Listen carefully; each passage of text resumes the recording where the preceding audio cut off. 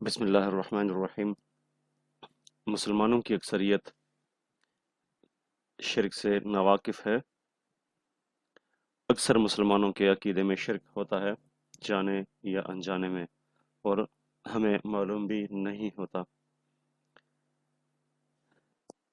شرک کرنے سے ہمارے سارے عبادات ضائع ہو جاتے ہیں، نکاح ٹوٹ جاتا ہے، بندہ کتنا ہی دیندار کیوں نہ ہو وہ کبھی بھی جنت نہیں جا سکتا اگر اس کے عقیدے میں ذرا برابر شرک ہو تو۔ اور پھر سے کہوں کہ شرک اکثریت مسلمانوں کے عقیدے میں ہوتا ہے، انجانے میں۔ شرک کا مطلب کیا ہے؟ شرک کا مطلب ہے اللہ کی ذات یا صفات میں کسی اور کو یا کسی چیز کو حصہ دار یا شریک ٹھہرانا، اس کو شرک کہتے ہیں۔ اللہ کی ذات تو سب کو معلوم ہے کہ وہ اللہ کی ذات ہے۔ اللہ کی صفات اکثر لوگوں کو معلوم نہیں ہے کیونکہ ہم نے قرآن کو باترجمہ پڑھا نہیں، قرآن کو کبھی سمجھنے کی کوشش نہیں کی، بدقسمتی سے۔ اللہ کی صفات کی کچھ مثالیں آپ سے شیئر کروں، جیسے غوث اللہ کی ذات ہے، داتا اللہ کی ذات ہے، مشکل کشا صرف اور صرف اللہ ہے، اولاد دینے والا، صحت دینے والا، عزت دینے والا، ذلت دینے والا، یہ صرف اور صرف اللہ کی ذات ہے۔ عالم الغیب صرف اور صرف اللہ کی ذات ہے۔ کسی ولی، کسی پیر، کسی بابا، کسی پیغمبر، کسی صحابی، کسی بھی جلیل القدر انسان کے پاس عالم الغیب، غیب کا علم بالکل نہیں۔ غیب کا علم صرف اور صرف اللہ کے پاس ہے۔ مشکل کشا صرف اور صرف اللہ ہے۔ یا علی مدد کہنا کلم کلہ شرک ہے، ہم صرف اور صرف یا اللہ مدد کہہ سکتے ہیں۔ شرک کی ابتدا نوح علیہ السلام کے زمانے سے ہوئی، اولیاء پرستی سے ہوئی تھی۔ نوح علیہ السلام کے زمانے میں شیطان نے نوح علیہ السلام کی قوم کو ورغلایا، اس قوم سے کہا کہ آپ کے جو اولیاء اللہ گزرے ہیں، جو حقیقت میں اولیاء اللہ تھے، وہ لوگ جس کا ذکر قرآن میں بھی ہے، لات منات وزات، شیطان نے نوح علیہ السلام کی قوم کو ورغلایا، ان سے کہا کہ آپ اپنے اولیاء کے مجسمے بنا دیں، وہ اولیاء جو آلریڈی گزر چکے تھے، جو اس دنیا سے رخصت ہو چکے تھے، آپ ان کے مجسمے بنائیں، اور آپ لوگ جہاں جہاں پہ بیٹھا کریں، آپ ان مجسموں کو، یا جس کو آپ بت بھی کہہ سکتے ہیں، اس کو اپنے ساتھ رکھا کریں۔ یہ عقیدت کے لحاظ سے، صرف عقیدت کے لحاظ سے، کیونکہ ان لوگوں کو اپنے اولیاء اللہ سے بہت زیادہ عقیدت تھی۔ ان لوگوں نے ویسا ہی کیا، ان لوگوں نے ان اپنے اولیاء اللہ کے مجسمے بنائے، لیکن ان لوگوں نے ان کی عبادت نہیں کی، یہ ان کی عبادت نہیں کیا کرتے تھے۔ لیکن جب ان کی نسلیں آئیں اور پھر ان کی نسلیں آئیں تو شیطان مزید ان کو ورغلاتا رہا، اور آخر میں ان کے آنے والی نسلوں نے ان مجسموں کی عبادت کرنا شروع کر دیا۔ اور یہ سارے واقعات جو ہے قرآن میں بھی ذکر ہے اس کا، اور احادیث میں بھی، اور قرآن کی کچھ آیات آخر میں انشاءاللہ آپ سے شیئر بھی کروں گا۔ قرآن میں ہے، جب نبی علیہ السلام مشرکین مکہ سے پوچھا کرتے تھے تو مشرکین مکہ کہتے تھے کہ اللہ ذات کے لحاظ سے ایک ہے، وہ خدا کو ایک مانتے تھے مشرکین مکہ، اور یہ میں نہیں کہہ رہا، یہ قرآن کہتا ہے۔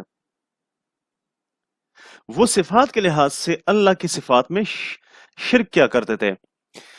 کسی کے پاس نعوذ باللہ کسی کے پاس صحت دینے کا ٹھیکہ ہے، تو کسی کے پاس اولاد دینے کا ٹھیکہ ہے، کسی کے پاس مال و دولت دینے کا ٹھیکہ ہے۔ ان لوگوں کے پاس جو بت تھے، یہ بیسیکلی ان ہی اولیاء اللہ کے مجسمے تھے جو نوح علیہ السلام کے زمانے میں بنے تھے۔ ان لوگوں نے ان مجسموں کی عبادت کرنا شروع کی، ان سے یہ نہیں کہا کرتے تھے کہ یہ خدا ہیں، بلکہ یہ کہا کرتے تھے کہ یہ اللہ کے ولی ہیں، یہ اللہ کے آگے ہماری سفارش کریں گے، اور اسی کو اللہ نے شرک کہا ہے قرآن کی یہ والی آیت میں، آخر میں آپ سے شیئر کروں گا۔ ان لوگوں نے، مشرکین مکہ نے، ان مجسموں کی عبادت کرنا شروع کی، حالانکہ یہ مجسمے انہی اولیاء اللہ کے تھے جس کا قرآن میں ذکر بھی ہے، لات منات وزات وغیرہ، آپ نے پڑھا بھی ہوگا شاید۔ مشرکین مکہ یہ نہیں کہتے تھے کہ یہ مجسمے یا یہ بت یہ خدا ہیں، بلکہ یہ کہا کرتے تھے کہ یہ اللہ کے ولی گزرے ہیں، اور یہ اللہ کو ہماری سفارش کرنے والے ہیں۔ और इसी को कुरान ने शिर्क कहा है। आयत आपसे शेयर करूंगा। ये लोग ये अल्लाह को हमारी सिफारिश करने वाले हैं। किस चीज की सिफारिश? सेहत देने की सिफारिश, औलाद देने की सिफारिश, दौलत देने की सिफारिश। यानी इनको ये लगता था कि ये सेहत देने का ठेका, औलाद देने का ठेका, माल और दौलत देने का ठेका इन्हीं के पास है, इन्हीं औलिया अल्लाह के पास है।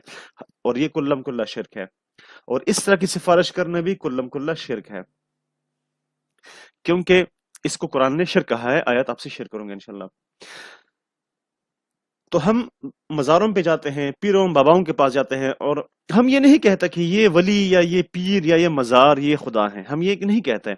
लेकिन हम ये तवक्को रखते हैं कि ये हमें माल दे देंगे, या हमें औलाद दे देंगे, हमें नौकरी दे देंगे, या फिर ये अल्लाह के आगे हमारी सिफारिश कर देंगे। और इसी को अल्लाह ने कुरान में शिर्क कहा है। हम बाबाओं के पास, मज़ारों के पास, पीरों के पास जाते हैं, तो फिर हम में और मुशरिकीन मक्का में फ़र्क ही क्या हुआ?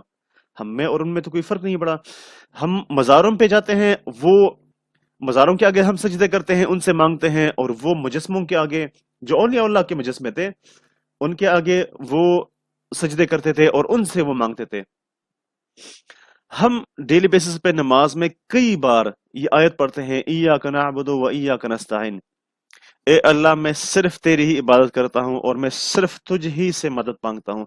यहाँ पे हम बार बार रोज हम नमाज में अल्लाह से वादा करते हैं कि ए अल्लाह, मैं सिर्फ तेरी ही इबादत करता हूँ। लेकिन अफसोस की बात यह है कि हम झूठ बोल रहे हैं। हम उसके बावजूद भी कभी मज़ारों पे जाते हैं, कभी बाबाओं के पास जाते हैं, कभी पीरों के पास जाते हैं। हम सिर्फ खुदा से नहीं मांगते, बल्कि खुदा के साथ साथ हम बाबाओं से भी मांगते हैं, मज़ारों से भी मांगते हैं, पीरों से भी मांगते हैं। और इसी को कुरान ने कुल्लम कुल्ला शिर्क कहा है। अल्लाह हमें हिदायत दे, अल्लाह तमाम मुसलमानों को हिदायत दे। आपको बताता चलूं कि सिर्फ दाढ़ी रखने से, पगड़ी बांधने से, नमाजें पढ़ने से, रोजा रखने से कोई भी बंदा मुसलमान नहीं हो सकता। ये बहुत बड़ी बात कह रहा हूं, दलील के साथ कहूंगा। अबू जहल की दाढ़ी थी, अबू जहल की पगड़ी थी, वो नमाज पढ़ा करता था हरम के अंदर। हम लोग तो घरों के अंदर नमाज पढ़ते हैं, या फिर ज्यादा से ज्यादा मस्जिद में पढ़ते हैं। वो हरम के अंदर, जिसको हम मक्का कहते हैं, वो हरम के अंदर नमाज पढ़ा करता था। अबू जहल ने 52 हज किए थे, यानी हमारे नबी अलैहिस्सलाम से ज्यादा हज अबू जहल ने किए थे। और वो अपने आप को काफिर नहीं समझता था, वो अपने आप को दीन इब्राहिमी पे समझता था। यानी अबू जहल कहता था कि वो दीन इब्राहिमी पे चलने वाला है। लेकिन इन तमाम चीजों के बावजूद, उसकी दाढ़ी थी, पगड़ी थी, नमाज पढ़ने वाला, हज उम्रे करने वाला, उसके बावजूद भी वो मुशरिक था। क्यों? क्योंकि वो अल्लाह को जात में तो एक मानता था, लेकिन अल्लाह को सिफात में एक नहीं मानता था। वो उन मुजस्मों से दुआएं मांगता था, ये समझता था कि इनके पास ये औलिया अल्लाह गुजरे हैं, और किसी के पास तो सेहत देने का टेका है, किसी के पास औलाद देने का टेका है, किसी के पास किस चीज का टेका है, किसी के पास किस चीज का टेका है। इसी वजह से इस्लाम ने उसको मुशरिक करार ठहरा दिया। कुरान में टोटल 114 सूरतें हैं। बदकिस्मती से हमारे मौलवी हजरात हमें कभी भी कुरान के बारे में नहीं बताते, हमें सिर्फ ये कहते हैं कि तिलावत करो, दैट्स इट। हमने कभी भी कुरान को समझने की कोशिश नहीं की कि अल्लाह ताला ने, जो इतनी बड़ी अजीम ज़ात है, जिसने इतनी बड़ी कायनात बनाई है, अल्लाह ने एक पैगाम हमारे पास भेजा है। तो ये कैसे मुमकिन है कि उस पैगाम में हजारों पैगामात ना हो और इंतहाई अहम पैगामात ना हो? ये कैसे मुमकिन है? हमारी बदकिस्मती है कि हम साइंस और टेक्नोलॉजी और बिजनेस और कहाँ कहाँ की किताबें हम पढ़ते हैं, शेर व शायरी पढ़ते हैं, पोइट्रीज पढ़ते हैं, नावल पढ़ते हैं। अगर हमने नहीं पढ़ा तो सिर्फ कुरान को नहीं पढ़ा। अगर हमने जरूरी नहीं समझा तो सिर्फ कुरान को समझना जरूरी नहीं समझा। कुरान की टोटल 114 सूरतें हैं। 114 सूरतों में 86 सूरतें ऐसी हैं जिनको मक्की सूरतें कहते हैं, और इन मक्की सूरतों में खालिसतन तौहीद का जिक्र है, ईमानियात का जिक्र है। तो अब सोचें कि 50% से ज्यादा कुरान ये हमें तौहीद की तबलीग करता है, तौहीद पे हमें तवज्जो देता है, फोकस करता है, बहस करता है। तो सोचें कि तौहीद कितना नाजुक मसला होगा इस्लाम का, और इन 86 सूरतों में तौहीद के बारे में कितनी ज्यादा वजाहतें की गई होंगी जो हम में अक्सरियत मुसलमानों को पता ही नहीं है। और मौलवी तो वैसे भी हमें कभी कभी नहीं बताएंगे, वो हर मसले के बारे में बताएंगे, तौहीद के बारे में कभी नहीं बताते। होना तो ये चाहिए कि 50% से ज्यादा कुरान तौहीद पे बहस करता है, तो हमारे उलमा हजरात को भी चाहिए कि वो उनकी डिस्कशंस में, उनके बयानात में 50% से ज्यादा बहस तौहीद पे हो, क्योंकि यही कुरान का स्टाइल है। कभी आपको मौका मिले तो आप कुरान को समझने, इस दफा तिलावत करने के साथ साथ उसको समझने की भी कोशिश कर लीजिएगा। आपसे शिर्क की कुछ मिसालें आपसे शेयर करूं, आम रोजमर्रा जो छोटी छोटी मिसालें हैं कि हम रोज, हमसे किस तरह के शिर्क होते हैं।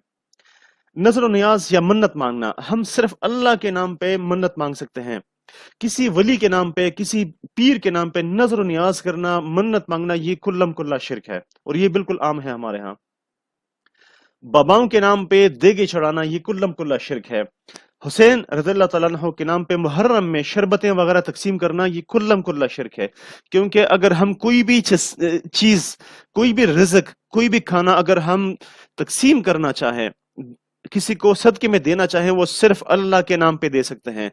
किसी वली या हुसैन रज़ियल्लाहु तआला अन्हु के नाम पे या किसी बाबा के नाम पे इस तरह की चीजें तकसीम करना, ये कुल्लम कुल्ला शिर्क है।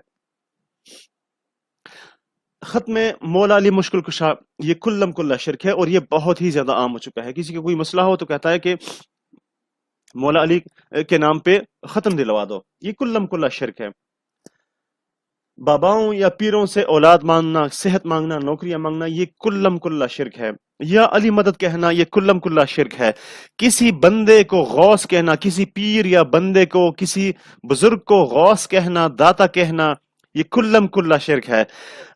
पीर बाबा को पुकारना कि या पीर बाबा, ये कुल्लम कुल्ला शिर्क है, वगैरह वगैरह।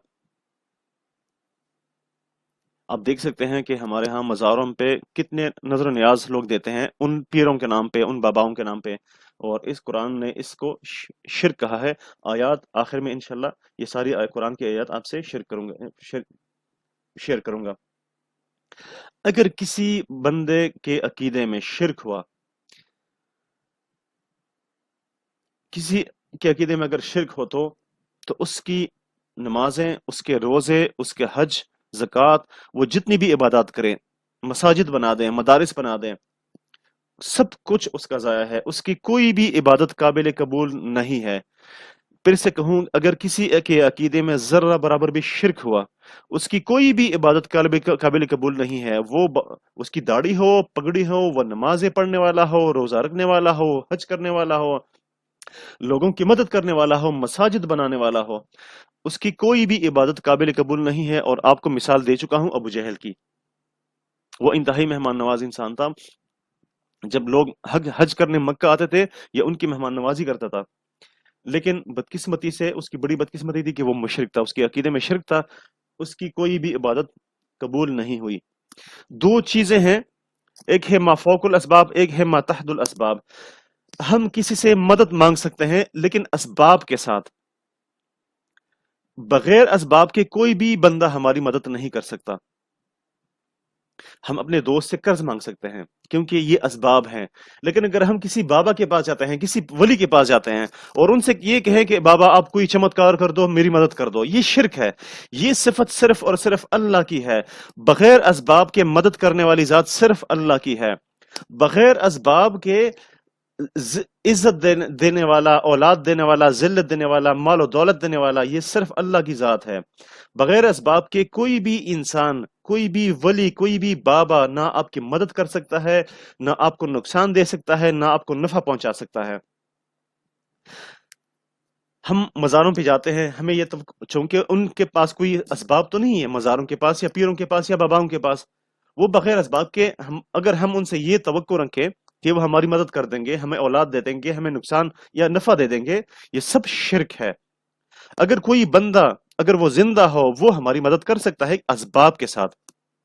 किसी बंदे के पास अगर चाकू हो, पिस्टल हो, कोई असलहा हो, हम उनसे डर सकते हैं, वो हमें नुकसान पहुंचा सकता है क्योंकि उसके पास असबाब हैं। लेकिन अगर किसी बंदे के पास कुछ भी नहीं है, अक्सर बाबाओं के पास, पीरों के पास हमें ऐसा ही अकीदा मिलने को मिलता है कि हमारे दिल में यह होता है कि यार ये पीर बाबा, ये बाबा या ये वली या ये मजार वाले हमें नुकसान ना दें।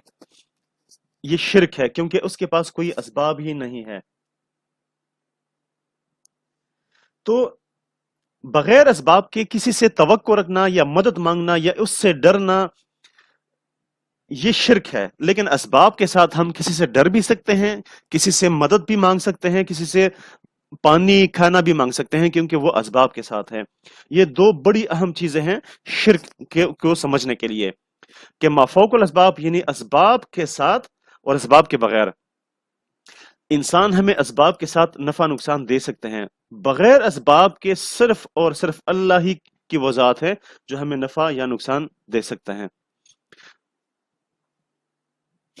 अब जितनी बातें मैंने आपसे शेयर की, कुरान को देखते हैं कि कुरान की कौन कौन सी दलाइल हैं, क्या सबूत हैं, कुरान की वो कौन सी आयत है जिनसे ये सारी चीजें साबित हो जाती हैं। और याद रखें कि कुरान पे या कुरान के किसी एक आयत से इनकार करने वाला ये पक्का काफिर है। कुरान में कोई आयत हो और कोई बंदा उससे इनकार करे कि ये मैं नहीं मानता या ये झूठ है, तो वो बंदा कुल्लम कुल्ला पक्का मुशरिक है, पक्का काफिर हो जाता है, क्योंकि काफिर का मतलब है इनकार करने वाला।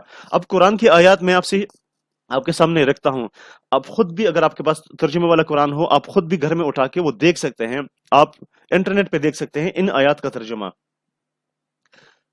कुरान में सूरह निसा में आयत नंबर 116 आप देख लीजिएगा।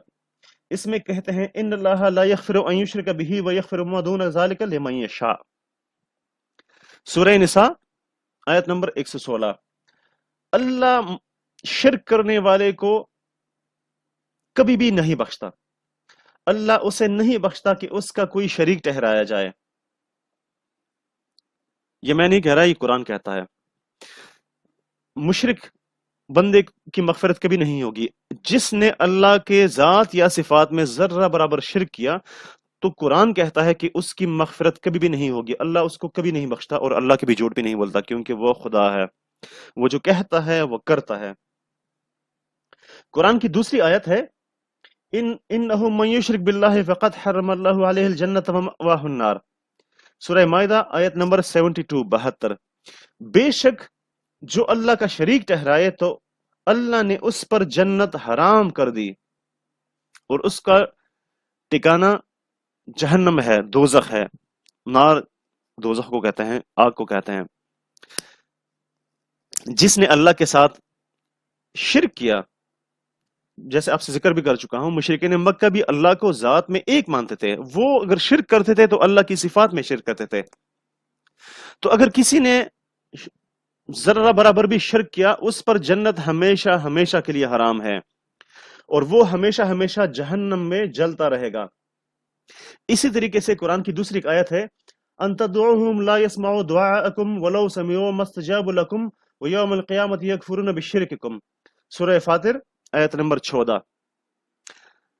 अगर तुम उनसे यानी उन बाबाओं से, उन औलियाउल्लाह से अगर तुम दुआ करो जो यहां से रुखसत हो चुके हैं, अगर तुम उनसे दुआ करो तो वो तुम्हारी दुआ नहीं सुन सकेंगे, और अगर बिल फर्ज सुन भी लें तो तुम्हारी दुआ कबूल नहीं कर सकेंगे, और और कयामत के दिन वो तुम्हारे शिर्क से इनकार कर देंगे। इस दुआ को जो हम बाबाओं से या औलियाउल्लाह से गायबाना हम जो दुआ मांगते हैं, कुरान ने इसको शिर्क कहा। वयौमल क़ियामति यकफुरुन बिशिरकिकुम, और कयामत के दिन वो औलियाउल्लाह तुम्हारे शिर्क से इनकार करेंगे। यानी इसका मतलब ये है, इस आयत से बहुत वाज़ेह है कि अल्लाह के अलावा किसी और को मदद के लिए गायबाना पुकारना शिर्क है। यानी हम औलियाउल्लाह को जो यहाँ से रुखसत हो चुके हैं इस दुनिया फानी से, हम उनको गैबाना ही पुकारते हैं, क्योंकि वो तो इस दुनिया में नहीं है।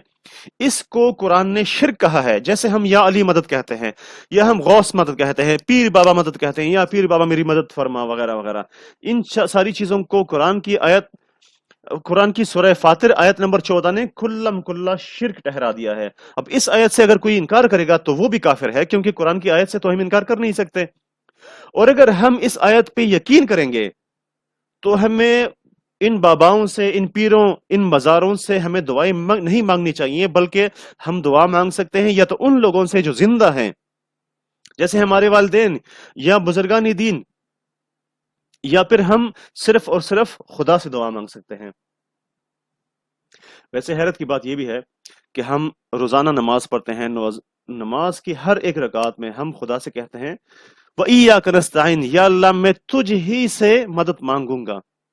तो फिर हैरत की बात है यह है कि हमें किसी और से मदद मांगने की जरूरत ही क्या है, और जिनसे हम मदद मांग रहे हैं वो हमारी मदद कर भी नहीं सकता। और ये मैं नहीं कह रहा, ये कुरान कह रहा है। और हम इसी आयत में ये भी कहते हैं इय्याक नअबुदु, या अल्लाह मैं सिर्फ तेरी ही इबादत करूंगा या करता हूं। लेकिन अफसोस की बात यह है कि हम मज़ारों पे जाके उनको सजदे करते हैं। ये तो इबादत है। हम उनके नामों पे, उन औलिया के नाम पे, उन बाबाओं के नाम पे हम नजर न्याज देते हैं, ये तो शिरक है। हम उनके नामों पे मन्नत मांगते हैं, ये तो शिरक है। हम हजरत अली रज़ियल्लाहु तआला अन्हु के नाम पे खत्मे दिलवाते हैं, ये तो कुल्लम कुल्ला शिरक है। ये क्योंकि ये तो इबादत है, और इबादत तो सिर्फ अल्लाह की जा सकती है, किसी बंदे की इबादत नहीं की जा सकती। अब एक है कुरान की पुकार और एक है मुशरिकों की पुकार, अहले शिर्क की पुकार। दोनों में फर्क जानते हैं। अहले शिर्क कहते हैं बर्दजोली मरी या मोहम्मद सल्लल्लाहु अलैहि वसल्लम, और कुरान कहता है आप कह दीजिए कि मुझे तुम्हारे किसी नफा व नुकसान का इख्तियार नहीं। सूरह जिन आयत नंबर 21।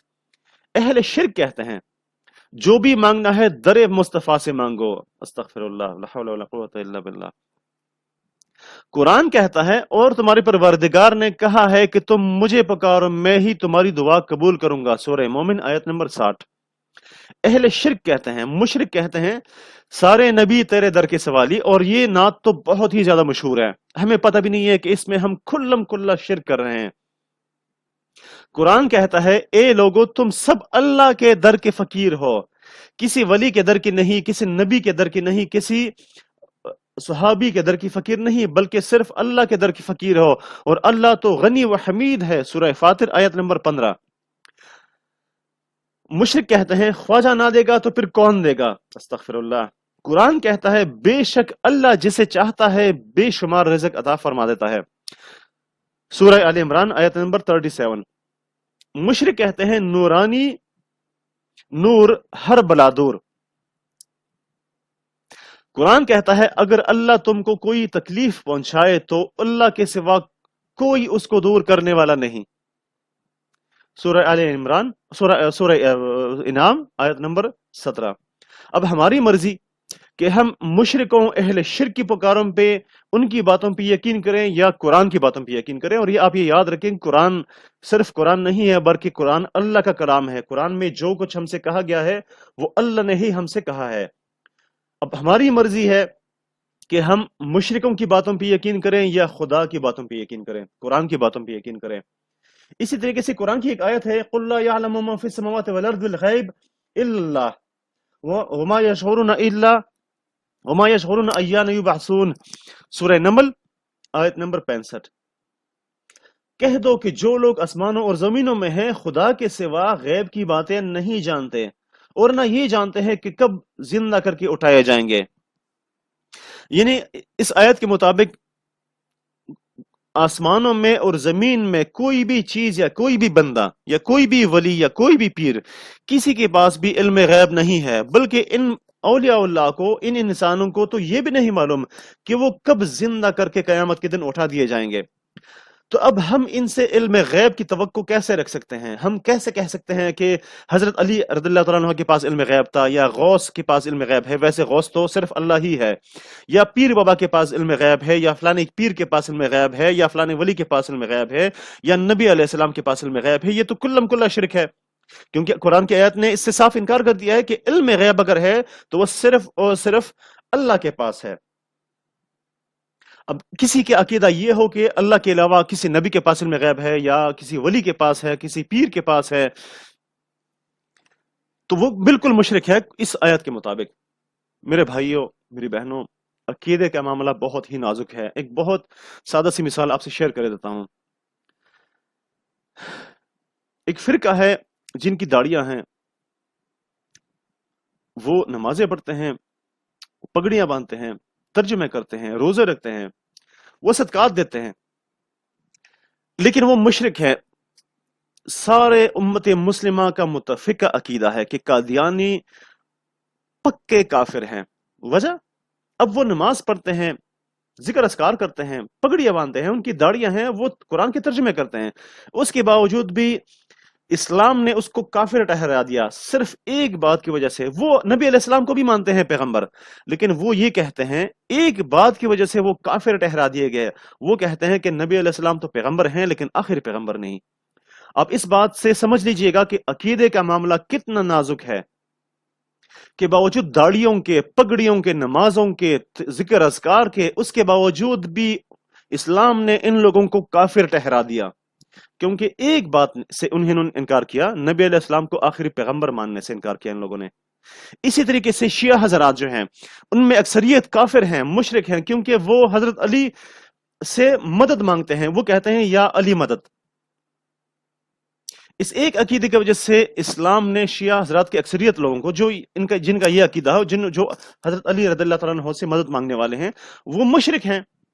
اب ہم اپنے گریبانوں میں بھی دیکھ لیں کہ کہیں ہمارے عقیدے میں کوئی ایسی گندگی تو نہیں. ہمیں معلوم بھی نہیں ہوگا، ہم بھی قادیانیوں کی طرح، شیعوں کی طرح نمازیں پڑھنے والے ہوں گے، ذکر اذکار کرنے والے ہوں گے، تلاوت کرنے والے ہوں گے، داڑیاں ہم نے رکھی ہوں گی، لیکن ہم مشرک ہوں گے اور ہمیں معلوم بھی نہیں ہوگا. عقیدے کا معاملہ بہت ہی زیادہ نازک ہے، اور یہ ساری تفصیل ہمیں صرف قرآن سے مل سکتی ہے. عقیدہ کی تفصیل جو ہے وہ قرآن میں ہے، لیکن بدقسمتی سے ہم نے کبھی قرآن کو سمجھنے کی کوشش نہیں کی. میرے بھائیو، اگر کوئی بھی بندہ شرک کی حالت میں مر گیا، جانے یا انجانے میں بھی اگر کوئی بندہ شرک کی حالت میں مر گیا تو وہ کبھی بھی جنت نہیں جا سکتا، اور وہ ہمیشہ ہمیشہ جہنم میں جلتا رہے گا. اس بات کا ثبوت قرآن کی آیت میں آپ سے شیئر کروں. مشرک کی کبھی بھی بخشش نہیں ہوگی. پارہ نمبر 5 سورہ نساء آیت نمبر 48 اور آیت نمبر 116. پارہ نمبر 6 سورہ مائدہ آیت نمبر 72. پارہ نمبر 11 سورہ توبہ آیت نمبر 113. اور اس کے علاوہ قرآن کی بے تحاشا اور آیات ہیں جس میں کہا گیا ہے کہ مشرک کی کبھی بھی بخشش نہیں ہوگی. اللہ ہمیں شرک جیسے غلیظ چیز سے بچایا رکھے. اب اللہ شرک کے بارے میں اتنی سختی کیوں کر رہا ہے؟ اور ذہن میں ایک سوال پیدا ہوتا ہے کہ انجانے میں اگر کوئی شخص انجانے میں اگر کسی شخص سے شرک ہو گیا ہو اور وہ شرک کی حالت میں مر گیا ہو تو وہ جہنم میں ہمیشہ ہمیشہ کیوں جلے؟ کیونکہ وہ تو انجان تھا. تو اس کا جواب یہ ہے کہ اللہ نے اپنا پیغام قرآن کی صورت میں، قرآن کی شکل میں ہم تک پہنچا دیا ہے. اب اللہ بذات خود تو نہیں آ سکتا نا ہمارے پاس، کیونکہ وہ خدا ہے، کوئی وہ بندہ نہیں ہے، وہ عظیم ذات ہے. اللہ نے ہمیں اپنا پیغام پہنچا دیا ہے. اب جس بندے نے اللہ کے پیغام کو سمجھنے کی کوشش نہیں کی، یعنی قرآن کو بامانی سمجھنے کی کوشش نہیں کی، اور وہ شرک کی حالت میں مر گیا، تو یہ اسی بندے کی غلطی ہے. تبھی اللہ نے کہا کہ یہ ابداً ابدا، ہمیشہ ہمیشہ کے لیے جہنم کی آگ میں جلتا رہے گا. اللہ ہمیں، ہماری اولاد کو شرک جیسے غلیظ اور عظیم گناہ سے بچائے رکھے. اللہ ہمارے اہل وعیال کو بھی شرک جیسے گندگی سے بچائے رکھے. میرے بھائیوں، توحید کی مکمل تفصیل، چونکہ میں نے اس ویڈیو میں نے کوشش کی کہ جو اہم ترین باتیں ہیں وہ آپ سے شیئر کروں، چونکہ توحید کی تفصیل کافی زیادہ ہے. اگر آپ کے دل میں یہ خواہش ہو، اگر آپ قرآن کو سمجھ سکتے ہوں تو بہت اچھی بات ہے. آپ قرآن کو سمجھیے گا. قرآن کی خصوصاً وہ جو 86 صورتیں ہیں، مکی صورتیں، اب ان کو غور سے پڑھ لیجئے گا. اس میں آپ کو توحید مکمل طور پر واضح ہو جائے گی. اور اگر آپ اس کو نہیں پڑھ سکتے تو میں کوشش کروں گا کہ میں توحید پر، شرک پر دوسری ویڈیو بنا دوں، جس میں مزید قرآن کی کچھ آیات اور کچھ ایسی وضاحتیں میں آپ سے شیئر کروں جس سے آپ کا کانسیپٹ شرک پر اور توحید پر اور ایمانیات پر کلیئر ہو جائے، اور جس سے آپ کا عقیدہ انشاءاللہ شرک سے بالکل پاک ہو جائے گا. یہ معلومات آپ خود بھی سمجھیں اور اہل وعیال اور اپنی اولاد کے ساتھ بھی شیئر کریں. اب خود بھی اپنے آپ کو شرک سے بچائیں اور اہل وعیال کو بھی بچائیں. جزاکم اللہ خیر. السلام علیکم ورحمۃ اللہ.